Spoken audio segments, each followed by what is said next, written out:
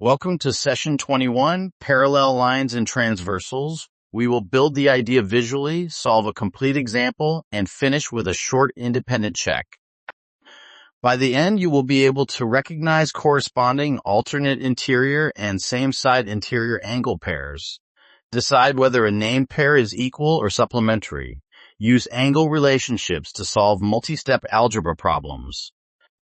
Keep the diagram, the calculation, and the unit connected at every step. Start with the concept visual. The vertical and adjacent relationships appear at each intersection. The supplementary pairs help find the second angle measure. Read every label as evidence about what is known, what is unknown, and which measurements actually belong in the model. Here's the central reasoning. When one acute angle formed by a transversal is 68 degrees, every matching acute angle is 68 degrees, while each obtuse angle is 112 degrees.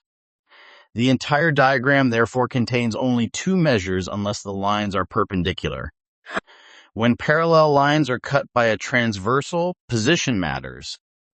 Corresponding and alternate interior angles are equal, while same-side interior angles add to 180 degrees. Trust markings and stated relationships, not visual appearance. Diagrams are communication tools, but they are not guaranteed to be drawn to scale. Now add a precision check. Write each relationship beside the diagram before forming an equation: equal, complementary, supplementary, or a full-turn sum. Preserve degree units, solve the algebra, and substitute the value back to confirm every angle is positive and every required total is satisfied. A complete line of work should make the diagram, formula, substitution, arithmetic, unit, and conclusion easy for another learner to audit. Use this repeatable method. First, locate the two parallel lines and the transversal crossing both. Second, classify each angle as interior or exterior and note its side of the transversal. Third, apply the matching rule. Corresponding and alternate interior are equal, same side interior sum to 180 degrees. Finally, use vertical angles or linear pairs to reach any angle not directly paired. Do not skip the final check simply because the calculator produced a number. Let us model a complete example. Two parallel lines are cut by a transversal. One same-side interior angle is 125 degrees. What is the related angle? Step 1 is to organize the information. Locate the two parallel lines and the transversal crossing both. Step 2 chooses and sets up the relationship. Classify each angle as interior or exterior and note its side of the transversal. Step 3 carries out the mathematics. Same side interior angles are supplementary. 180 minus 125 equals 55. A useful check is to decide whether the angle pair is equal or supplementary. The answer is 55 degrees. Now verify the result against the original wording.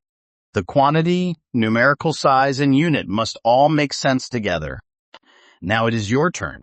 Two parallel lines are cut by a transversal. One same-side interior angle is 83 degrees. What is the related angle? Write a formula or relationship before calculating, then use the next 6 seconds to finish your reasoning.